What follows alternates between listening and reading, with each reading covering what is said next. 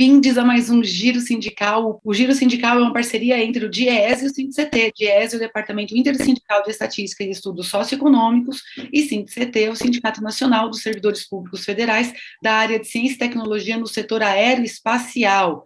Este sendo o primeiro programa depois da vitória do Partido dos Trabalhadores, a federação que é composta, liderada por ele e todos os demais partidos que apoiaram, o assunto não podia deixar de ser outro que não os resultados e o que a gente tem pela frente.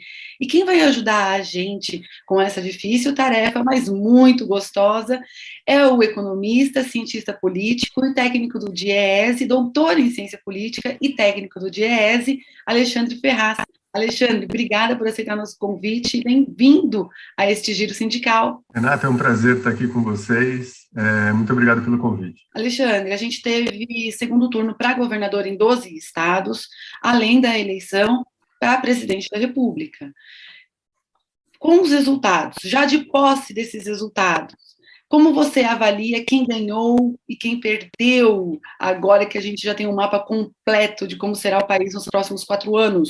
Sem dúvida, a democracia venceu, né? Foi uma vitória muito grande daqueles que lutaram lá desde as diretas já pelo restabelecimento da democracia no país. E me parece que foi uma derrota, uma nova derrota, né? Daqueles que apoiaram os 21 anos de ditadura no país. Então, isso deve servir de lição para a gente. Foi bom para os jovens que entraram na política desde então, que não viveram aquele momento, né? Terem consciência do valor da democracia para a gente. Eu acho que a gente teve uma vitória da centro-esquerda, né? O centro, de certa forma, aquele centro meio em cima do muro, né? Mas um centro mais volúvel, perdemos, né, esse centro, de certa forma, e a gente tem uma direita consolidada agora, e a gente vai ver o comportamento dela, né? Se ela vai continuar alinhada com uma direita mais com uma tendência autoritária, ou se vamos ter uma reorganização para uma direita mais democrática, liberal. E, Alexandre, a gente teve uma eleição muito complicada, né? A gente teve uma eleição baixo todo tipo de ataques, inclusive o próprio presidente atacando o sistema eleitoral o tempo todo, e eu vou citar outras coisas também que aconteceram. Um uso e abuso da máquina pública com o Auxílio Brasil, uma renúncia fiscal, em especial para os combustíveis, que baixaram de preço graças a manobras que possibilitaram que o governo abrisse mão de receitas, mas que não alterou a política de preços. Fake news, que na reta final virou uma verdadeira pandemia de fake news nesse Brasil. Nesse processo todo, como você avalia que se comportaram as nossas instituições garantidoras da Carta Constitucional, da nossa Constituição Federal? A gente viu um uso, né, da máquina pública como poucas vezes a gente viu no país, né? O governo fez um pacote de bondades aí que os pesquisadores aí no Valor Econômico, eles calculam que o governo conseguiu colocar, né, antes da eleição, mais ou menos 68 bilhões em recurso para tentar alavancar a economia, né, e influenciar na decisão do eleitor, né? Não é pouco recurso. Eu vejo que pouco foi feito efetivamente para combater esse uso, né, da máquina antes da eleição. Nesse sentido, né, nesses recursos que foram aprovados no Congresso, né, que o governo conseguiu mobilizar, né, Vale Gás, auxílio caminhoneiro, auxílio taxista. Eu acho que como isso teve o aval do próprio Congresso, né, por isso é difícil combater essa utilização da máquina, né? Foi feito com a própria base do governo, vamos dizer assim. Com todos os problemas que a gente tem, né? Como eu disse que foi uma vitória da democracia, a eleição, né? Eu acho que instituições também, de certa forma, elas funcionaram e funcionaram bem. A gente tem uma atuação relativamente rápida, né, e segura do Poder Judiciário, né, do TSE e do STF, né, procurando coibir fake news e algumas ações ilegais, né, durante a campanha de propaganda. Isso foi importante.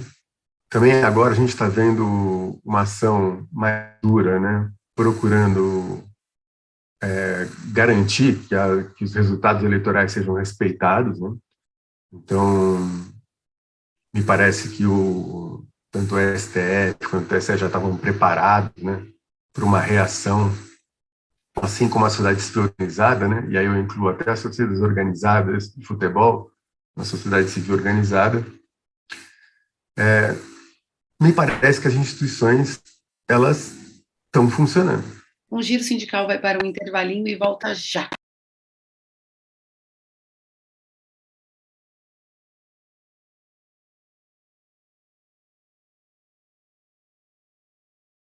O Giro Sindical está de volta e este programa recebe o economista e doutor em ciência política, técnico do DIEESE, Alexandre Ferraz.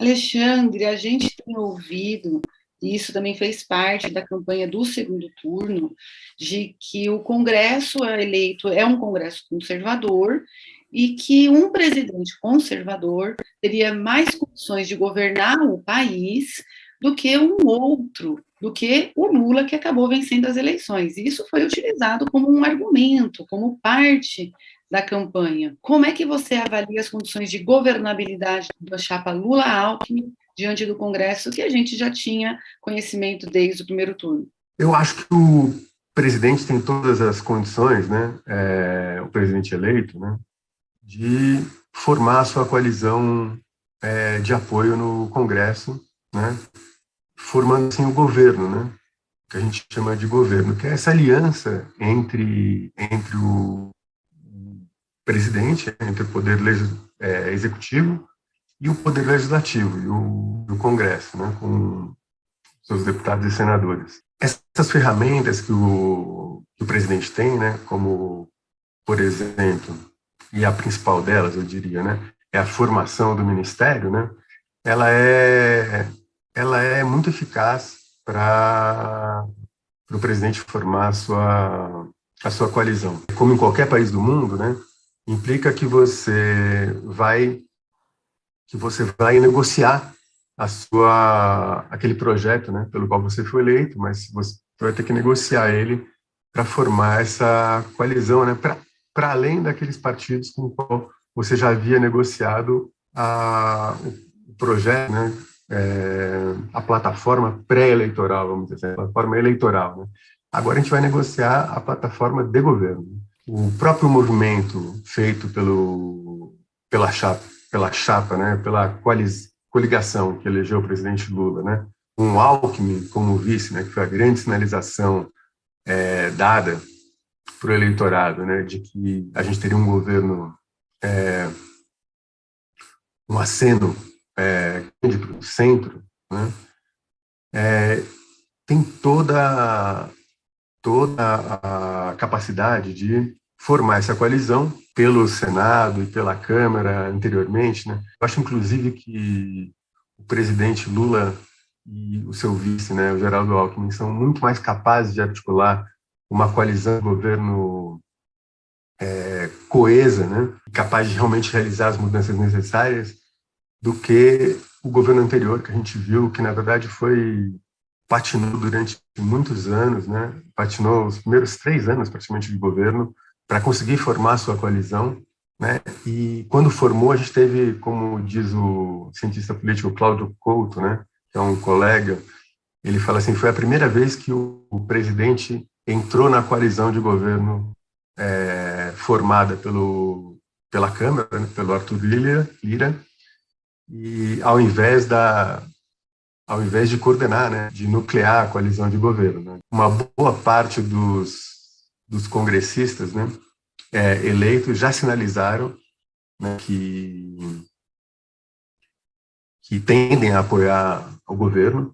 Do PL, pelo que tem aparecido, né, pelo que foi sondado pela mídia, a gente tem muitos deputados que já eleitos, né, já se declararam neutros, né? O que já é uma indicativo de que tendem de forma pragmática a aderir uma nova coalizão. Sim. Então, eu acho que as ferramentas estão aí, e para isso você não precisa de orçamento secreto, né? Você precisa de muita seriedade de projeto e o cumprimento das regras. E vai ser mais fácil para o governo negociar com os líderes partidários, que agora vão ter líderes mais fortes, partidos mais centralizados. E isso é muito importante para conseguir governabilidade. A gente não teve coligação para os cargos proporcionais, a gente teve uma mudança no acesso ao fundo partidário, isso resultou numa recomposição no número de partidos menores, que agora compõem a Câmara. Tem uma figura nova também, que é a figura da federação partidária. O Lula foi eleito com o apoio de mais de 10 partidos aí no segundo turno, mas efetivamente liderando uma federação partidária composta por PV, PCdoB e PT. Outras candidaturas também utilizaram essa figura da federação. O que significa a federação? Ela vai influir? Ela traz alguma dinâmica diferente? Na verdade, assim, os partidos, eles um pouco se protegeram, né, desse efeito da mudança nas regras, né? Sabia que ia ter uma redução do número de partidos, porque os partidos estão preocupados com o acesso ao fundo partidário, né, e ao tempo de propaganda eleitoral, e para isso eles tinham que ter um mínimo de deputados eleitos e um mínimo de votos, né? Como os partidos se protegeram? Inicialmente já fazendo fusões pouquinho antes da eleição, né? Então a gente tivemos várias fusões aí que resultaram aí em alguns partidos maiores, como foi o caso do União Brasil, mas alguns partidos ainda resolveram manter as suas posições, né? Uhum. E o outro jeito de se proteger foi formando as federações. Um partido que monta uma federação, ele tem que permanecer os 4 anos, né, do mandato, né, atuando de forma junta, né? O partido não pode sair da federação no meio do caminho. Eles também vão ter que seguir, né, nas votações a orientação das lideranças e tal. Isso tudo ao longo do mandato como um todo, né? Já tínhamos tido uma alteração importante, né, na política, no sistema político, que é o fato de que o mandato é do partido e não do candidato. Os partidos, às vezes, permitem que os candidatos votem, né, segundo a sua consciência, de forma livre, mas muitas vezes eles orientam as votações e né, exigem um alinhamento com a posição do partido. É muito justo e natural, né? A gente tem que evitar o personalismo, né? E, sem dúvida, essa orientação mais partidária, programática, é muito importante para o funcionamento do sistema político. Vamos falar um pouquinho sobre o futuro papel do Bolsonaro? Tendo ele passado pelo poder, qual é a sua avaliação? Que ele continue, mesmo já tendo passado pelo poder, atuando como um outsider, ele não tem cargo, ele não tem mandato, ele não é um homem de partido, ou você espera que ele tenha uma outra forma, uma forma mais própria da política, de fazer uma oposição ao futuro governo Lula? Ele assume, né, em 2019, né? Com o maior partido, que era o PSL na época, né, ele abandona o partido. Depois acaba governando sem partido, né, durante muito tempo, é uma sui generis. Entrou num partido e formou a coalizão pela primeira vez, né, justamente para garantir que não sofreria um processo de impeachment na época da CPI da pandemia. Ele aderiu ao PL, né, que hoje em dia é o maior partido da Câmara, né, elegeu 99 deputados, né?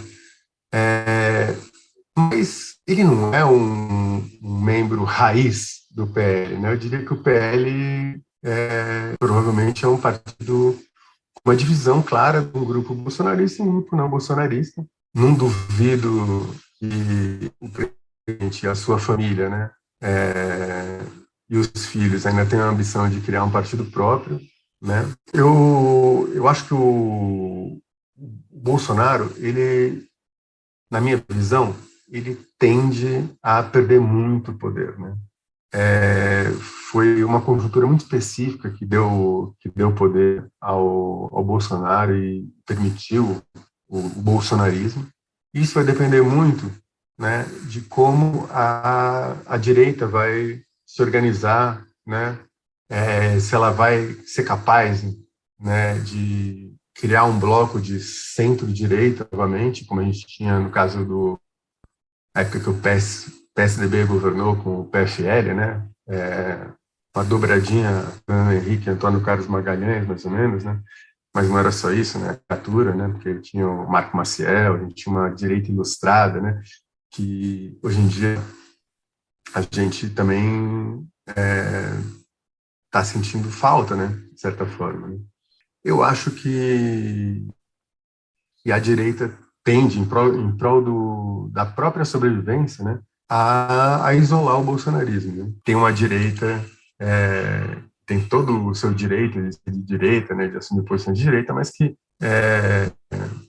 mas que sabe, tem claro que a democracia é um valor, né, e que é inadmissível você defender, por exemplo, um torturador e achar que isso é normal, ou se aliar, e isso é o pior, né, se aliar a milícias, né, que é o lugar, é a expressão da ausência do Estado, né, da ausência da lei. O Giro Sindical volta já.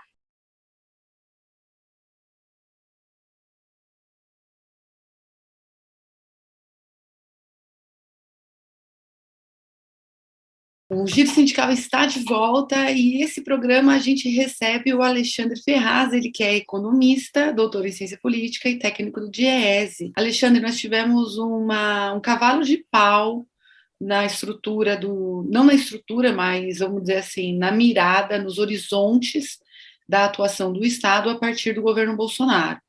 E a gente tem uma eleição que declarou esse projeto derrotado e tornou o vencedor um projeto oposto. Fala um pouquinho para a gente qual é a sua expectativa sobre essa recomposição entre o Estado e a economia. Você espera uma mudança e qual é a mudança que você espera nessa ordenação? Eu espero uma mudança radical. Acho que o Bolsonaro, ele falou que ia entrar para destruir tudo que tinha sido construído nos últimos 30 anos, né?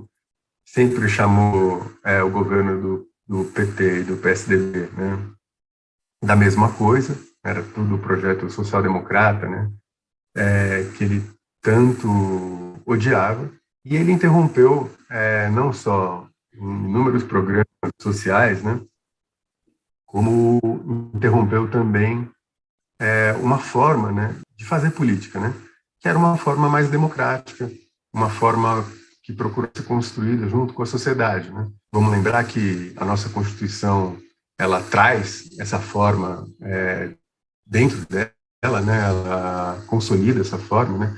Então a gente tem muitos conselhos de políticas públicas, né?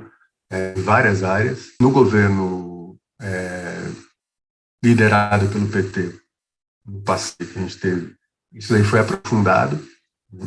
Então foram criados novos conselhos, né, de políticas. Alguns foram reforçados, né, o Conselho de Desenvolvimento Econômico, né, o Conselho Industrial, do qual não faziam parte os trabalhadores passaram a fazer parte, né, e alguns conselhos que só faziam parte das categorias econômicas, a sociedade civil organizada também passou a ser chamada para integrar. Então, a gente tinha uma nova forma de fazer política, né, muito mais democrática, muito mais próxima do que a gente vê que é a social-democracia na Europa. E eu espero, e a gente espera, né, que a gente tenha esse redesenho, né, para que a gente retome esse caminho. Os eleitores, né, que elegeram a chapa Lula-Alckmin, né, eles estão muito preocupados com a questão econômica. Então, a gente tem uma mudança na gestão da economia, né? Uma mudança pensando mais, né, nesses setores que foram meio deixados de lado, né? Então, a gente tem um grave problema de desindustrialização, né? Não adianta só apostar no agronegócio, mas a gente tem um problema de desindustrialização, a gente tem uma perda muito grande de postos de trabalho nas áreas de maior complexidade, tecnológica, né? E recuperar esse emprego de melhor qualidade, né? E isso daí implica um esforço da sociedade organizada junto com o governo de retomada do investimento, de retomada da qualificação profissional, de melhora da educação pública, né? Isso é muito importante. O Bolsonaro falava assim que ele não criava emprego, né? Que as pessoas tinham que procurar emprego por elas mesmas, né? Ele não podia ajudar nisso, né? Que era só, né, cada um que procure o seu emprego. Eu não estou aqui para criar emprego, né? O que é uma falsa ideia, né? Porque o governo não só emprega muita gente diretamente, mas como ele tem o dever, né, de incentivar a economia, né, de incentivar a geração de postos de trabalho, ele tem essa capacidade. Então, acho que a retomada do investimento em setores estratégicos é fundamental. O Lula fez uma campanha em que ele dizia: o pobre tem que caber no orçamento. Agora é hora de esticar aí esse lençol, esticar aí esta coberta para que os pobres caibam no orçamento.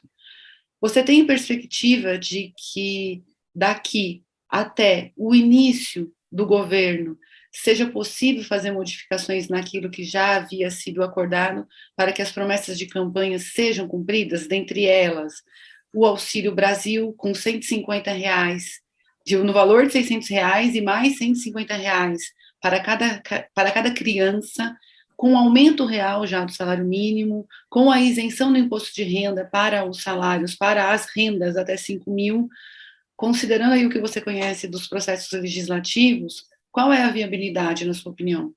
Eu acho que é possível remodelar a proposta feita pelo Bolsonaro, porque já foi enviado, né, o projeto de lei orçamentária para o próximo ano, mas acho que o governo pode incluir isso.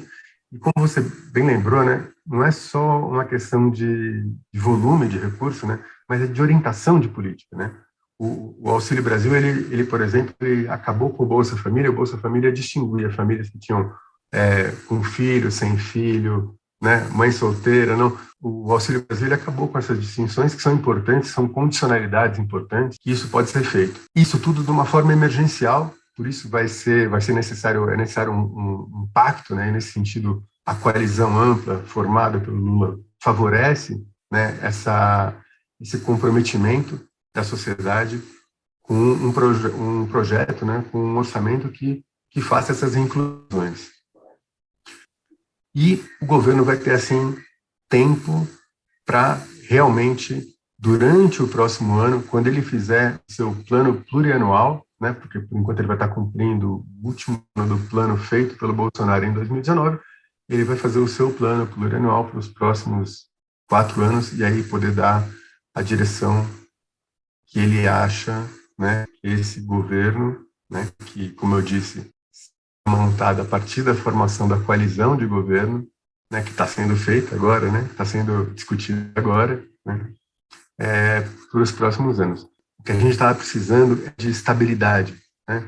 O governo passado era o governo da desordem. A estabilidade vai ajudar a retomada dos investimentos, os outros países vão voltar a investir aqui, e a gente mesmo vai recuperar a nossa capacidade. Em que medida, na sua opinião, a sociedade civil organizada, e em especial os sindicatos, o movimento sindical, pode ajudar a fazer avançar uma pauta societal, uma pauta da sociedade que tenha um olhar que privilegie os mais pobres, que privilegie o trabalho? O movimento social tem um papel fundamental.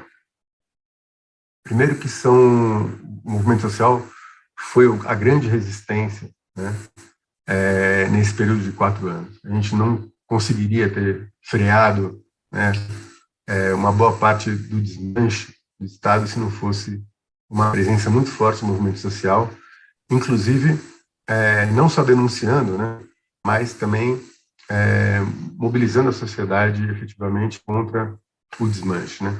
A gente sabe que a fome aumentou porque a gente tem organizações importantes da sociedade civil que foram lá fazer uma pesquisa, né? Uma pesquisa séria, né?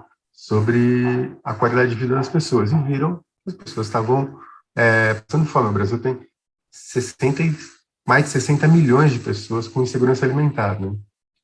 Então, isso é muito decisivo, né? O sindicalismo, ele é fundamental. A gente sabe que no mundo, né, a gente sabe que o poder dos sindicatos, a capacidade de articulação dos sindicatos está relacionada à menor desigualdade, à maior qualidade dos empregos, né, a uma maior qualidade de bem-estar. Então,